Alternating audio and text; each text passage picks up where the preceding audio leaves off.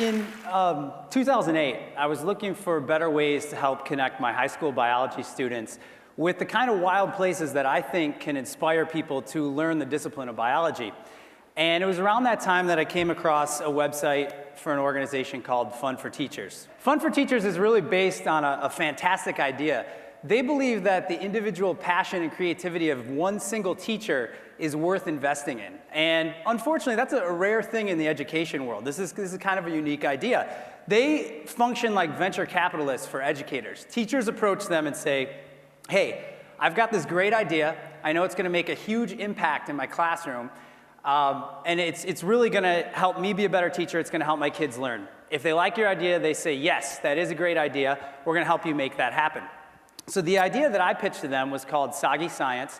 And I wanted to develop a river ecology unit for my students. And I felt that the best way I could do that was get into my kayak and paddle 1,000 miles of the Mississippi River from St. Louis to New Orleans, and I would record nutrient pollution data along the way, and this would give me the material I needed to make an outstanding unit that would really capture the interest of my kids.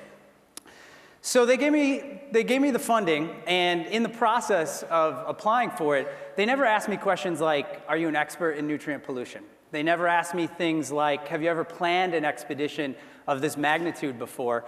But they did ask me the all-important question of, do you think this will inspire your students? And with that, I was off. So I put together a small team, consisted of me, my wife, Sarah. She's a Chicago public school teacher. Then we asked this guy, Patrick Hanlon, who in his everyday life is an environmental inspector. He doesn't look quite as much like a pirate as he did toward the end of our expedition. And before we left, I felt like we were really well prepared to be an independent lab and mobile home that floated for the better part of a month. I had consulted with scientists around the country. I had tested all the testing equipment in the lab. I had tested all the kayaking gear on Lake Michigan. I felt like we were prepared for everything. There was one thing that we weren't expecting, and I almost feel silly saying this, but the thing we weren't expecting from the river was so much water.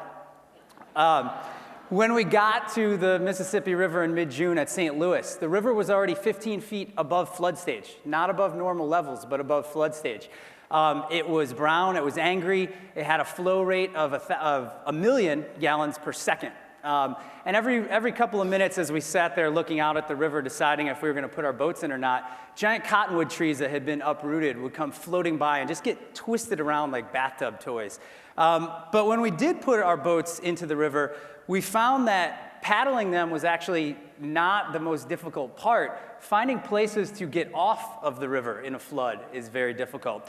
If you miss an exit point during a flood, you might not have another one for 20 miles, 25 miles. So it was very important that we took these sites, and we couldn't always be choosy about the sites. Sometimes they were campsites like this one beside the thundering roar of freight trains, or this one, my all-time personal favorite, where I picked up a case of poison ivy that was probably the worst a Memphis emergency room clinic had ever seen. It was like from here to here, it was awful.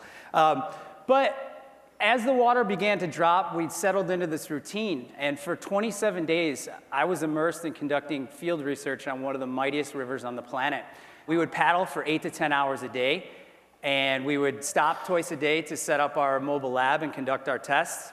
And when we did come ashore, I felt like we temporarily became part of this amazing ribbon of wilderness that just snakes through the middle of the country in a spot where you least expect to find a wilderness. Some of these islands and beaches that we spent our time on are absolutely fantastic places. And after a while, I felt like we were lucky to be paddling during a flood year because all the engineering that's been done to the river over the last 80 years was covered up, and we just got to see this wild river as it was back more than a century ago when it was inspiring Mark Twain. When I came back to the classroom in the fall, I did the best that I could to bring this whole river of the world back to my students. I brought in my kayak to the classroom. I brought in my tent to the classroom. I brought in all of our water testing equipment. It was in that setting, in the middle of our mock campsite, that I trained them to do the kind of field research that I had done. And a couple weeks later, when I took them to the Chicago River to do their own field studies and answer their own authentic questions, it was at that moment that I knew the fellowship was a success. Today's teachers no longer need to be merely conduits of information. That model is simply it's just outdated. If it's a conduit of information you're looking for, kids have Google. These days, teachers need to be people who bring passion into the classroom. We need science teachers who see themselves as scientists. We need math teachers who see themselves as mathematicians. We need art teachers who see themselves as artists. And we need teachers who will bring that passion, put it in their classrooms where kids can touch it, where kids can interact with it, and most importantly, where it becomes contagious. Thank you.